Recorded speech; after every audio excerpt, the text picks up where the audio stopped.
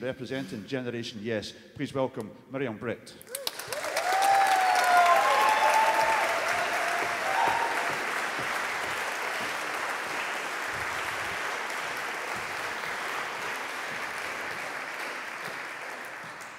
Hello there. I'd firstly like to thank everybody who invited me here today at this absolutely brilliant event, and it's so good to see that even the extra chairs are full. So here I am giving the young person's voice on independence. I haven't always actually been an advocate of an independent Scotland. As a half-English internationalist who couldn't care less about flags or patriotism, I initially felt quite isolated by this movement. And it took a while to realize that the portrayal of Yes and how it was being played out was actually a constructed, deliberate attempt to narrow its appeal. Yeah, I hear these words in my sleep now, and I think most Yes campaigners do, but this movement is not about one person, it's not about one party, it's not even about parties at all. It's not about nationalism, and it's certainly not about inward-looking politics. On the contrary, Yes Scotland is about social justice, it's about real functioning democracy, and it's about compassion in the international community. As a young person, it's about what kind of future we want to see, what kind of government we want to have, and what kind of society we really want to build. It's about where we want decisions to be made, and most importantly, whose interests we want those decisions to be made in. Everybody has fears and apprehensions around independence, be it big or small. My family are a good example of this. This time last year, not one of them was really certain they were going to vote yes. Most of them were quite staunch no voters. And now, when I told my mum I was wanting to campaign for an independent Scotland, her reply was, "Christ, Miriam, you're not one of those, are you?" I'm pleased to say that my mum is now a proud member of Women for Independence. My stepdad...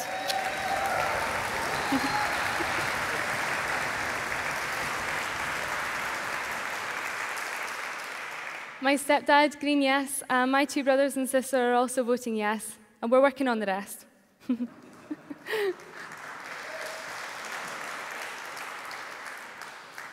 Independence for me is about three main things. It's about democracy, it's about the preservation of our welfare state, and having a respectable foreign policy. So democracy, now when I say I want independence to bring about democracy, the naysayers always say, well, we live in a democracy, and I am aware of this. What I mean when I say we want to live in a democracy is that since World War II, half of the governments that we have been ruled by were not governments that Scotland voted for. They're not governments that reflect our political culture, which is by and large more social democratic. Now, I'm not going to say nobody in Scotland votes Conservative. They do, some of them. A couple of 100,000 did in the last general election, but over 2 million did not. So with decentralized power comes the ability to elect the government that we voted for, but also one that upholds the political culture of Scotland. Secondly, the welfare state.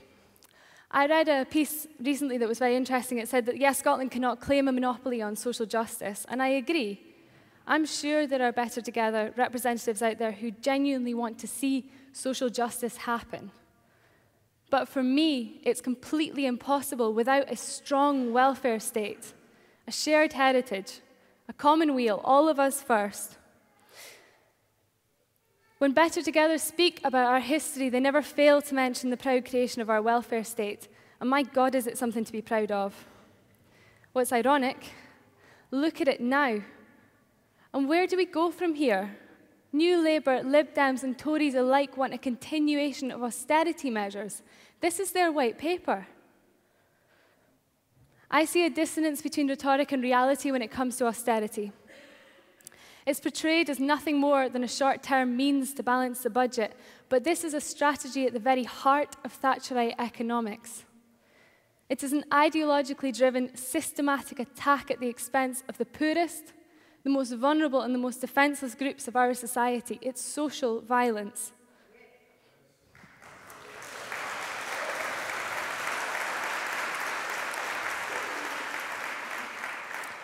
Our generation grew up in the fourth most unequal country in the developed world. 1 in 5 of us grew up in poverty.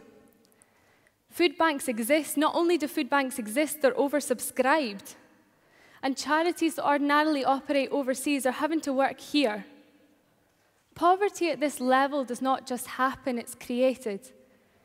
Waves of unjust social policy perpetuate this embedded, ever-widening inequality. I think we've reached a tipping point here. I refuse to accept that there will be another generation subjected to the unremitting rolling back of our state, teamed with the steady but unquestioned selling of our welfare state, our public good, as a commodity. It's a chilling prospect. Nobody's saying that Scotland is going to become socially just overnight, but at least independence provides a glimmer of hope for real, meaningful change that a no vote just can't. Another reason to see a dissonance between rhetoric and reality is the promise by Lib Dems, New Labour and Conservatives alike to invest £100 billion in the renewal of Trident. In today's geopolitical landscape, Trident is a redundant relic. So irrational is its investment that I can only presume this is little more than a ditch attempt by a dwindling power to reassert its militant might. It's barbaric, it's obscene, and it's abhorrent.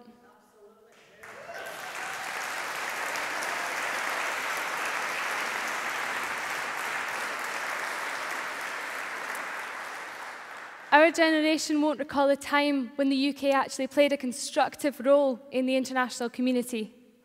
I was only 11 years old when the New Labour assisted the Iraq invasion.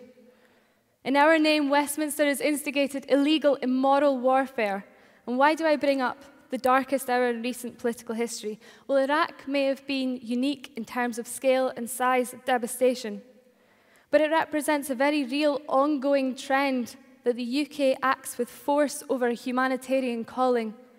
Only last year, we witnessed another attempt for humanitarian intervention, with little to no understanding of the conflict of the ground in Syria and the impact that this might have there. The UK international development sector, another example, has merged, it's lost its autonomy and merged with international humanitarian development, guided by a donor-recipient basis and economic growth over real meaningful progress. I would rather be part of a country with a significantly smaller voice in the international community, but one that advocates compassion and dignity.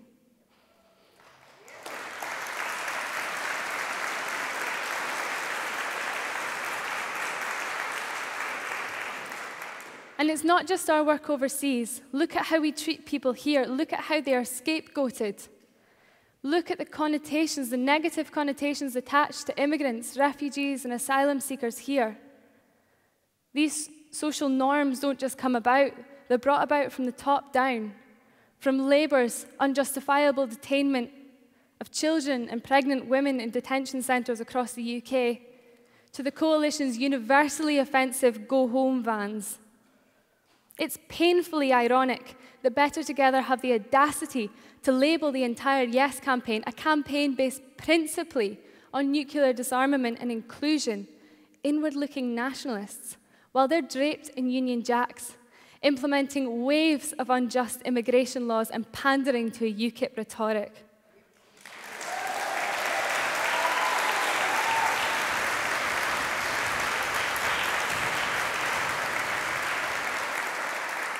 Electing your own government is not isolationist, it's normal.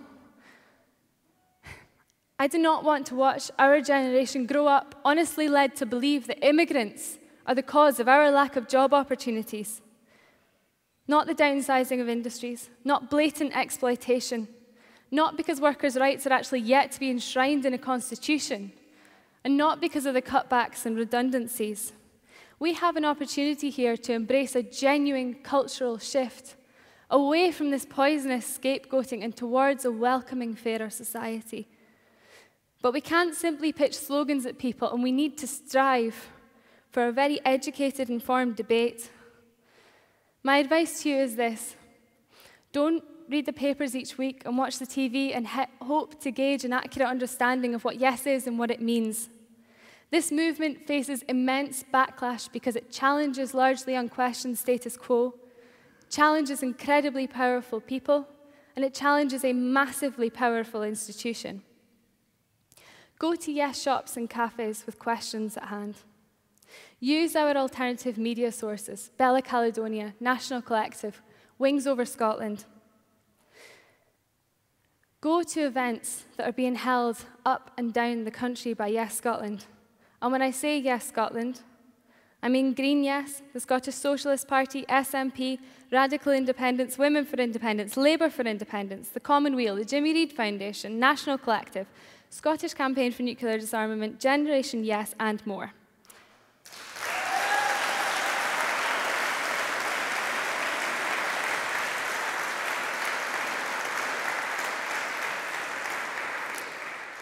Attend these events, challenge the panelists, and see what Yes is, and immerse yourself in what is the most important decision that we as a nation, as a generation, will make. Reinvigorate our democracy, reignite a sense of social solidarity, safeguard our welfare net, fight the gross inequality that continues to creep its way into our communities, and rid our nation of nuclear weapons. Wake up and be part of Generation Yes.